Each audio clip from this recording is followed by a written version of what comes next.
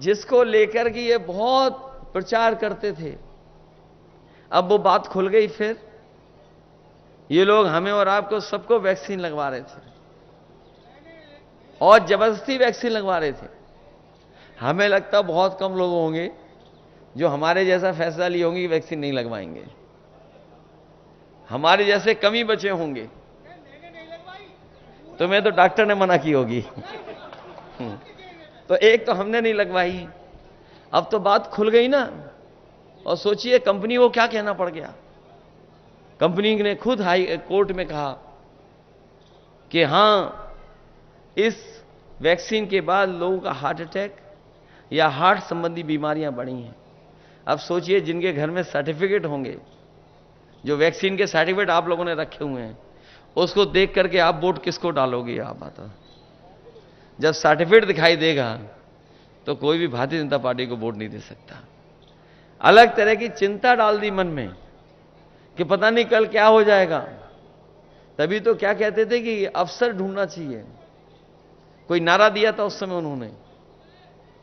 तो सोचिए क्या अफसर ढूंढा उन्होंने कि वैक्सीन वालों से भी इन्होंने चंदा वसूल लिया।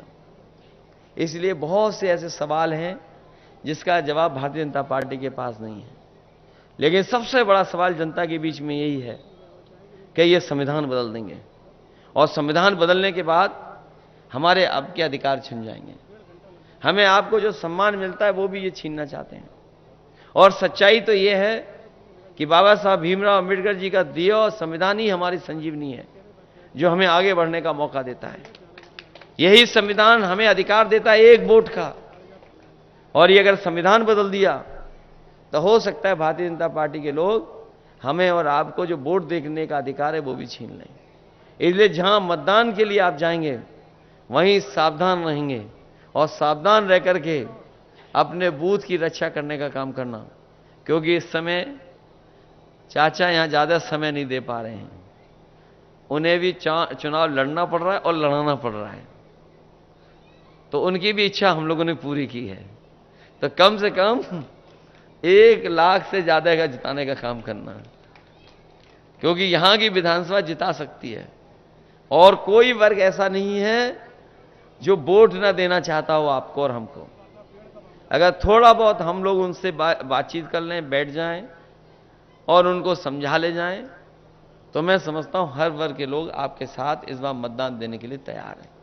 वो खुद महसूस कर रहे हैं महंगाई, बेरोजगारी और तमाम चीजें, क्योंकि इतनी महंगाई कभी नहीं हुई जितनी इस सरकार में हो गई। जब आज हम और आप लोग 1 मई को है, ये हमारे मजदूर भाई जानते होंगे, आज का दिन पूरी दुनिया में याद करता है मजदूरों को, तमाम उन लोगों को याद करता है जिनका योगदान है काम कर करके समाज और देश को आगे बढ़ाने के लिए। ये जो लेबर डे है, आज की तारीख के दिन योगदान, संघर्ष और उनके किए हुए कामों से जो तरक्की हो रही है उसको सब याद करते हैं।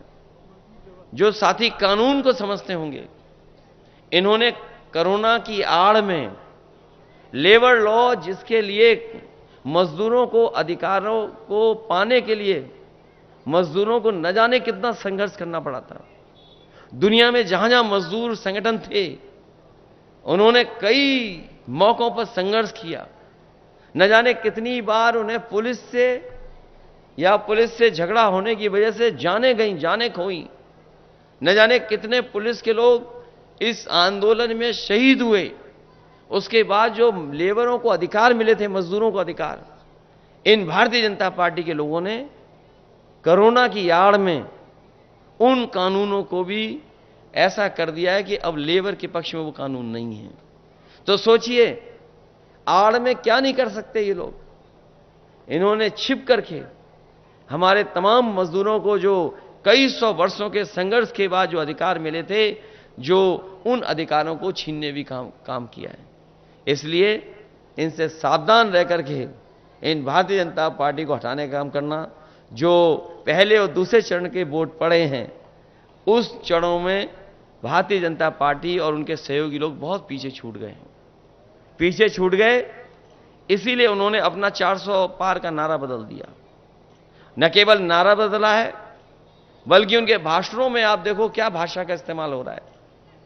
जो भाषा बोली जा रही है वो लोकतंत्र में कोई स्वीकार नहीं कर सकता।